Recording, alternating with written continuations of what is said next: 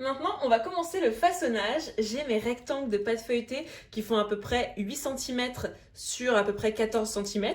Là, j'ai ma préparation à base de pommes, j'ai une fourchette et surtout, j'ai un petit peu d'eau pour aider à bien souder la pâte feuilletée. On est parti. Je vais commencer par prendre un peu de préparation. On va en mettre l'équivalent de 2 cuillères à café. On va la mettre sur la partie droite de la pâte feuilletée et une deuxième.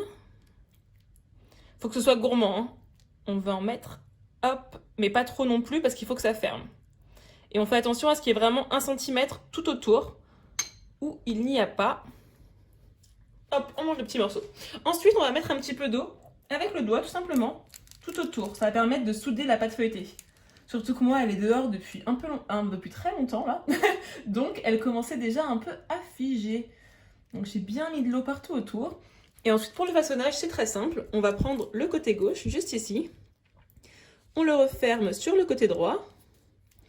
Et on va bien souder. Et on pousse bien l'air à l'intérieur pour ne pas que l'air il reste bloqué. Voilà, comme ça. Là, vous devez avoir quelque chose d'assez bien soudé, hein. Regardez. Là, c'est bien soudé. Maintenant, on va faire la petite partie esthétique. À l'aide d'une fourchette, vous allez tout simplement l'enfoncer doucement et la retirer. On l'enfonce doucement et on la retire. On continue. Retournez bien votre chausson pour vous aider. Et on continue. On enfonce et on retire. On enfonce et on retire. On enfonce et on retire. Parfait. Et on va terminer avec le dessus. On enfonce. Et voilà. Là, votre préparation, elle est bien soudée. Votre chausson, il est prêt. Maintenant, on va le mettre au congélateur pendant une vingtaine de minutes pour passer à la cuisson.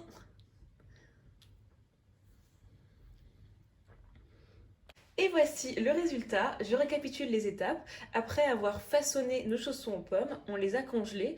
Ensuite, je les ai mis quelques secondes dans un bain de friture à 190 degrés.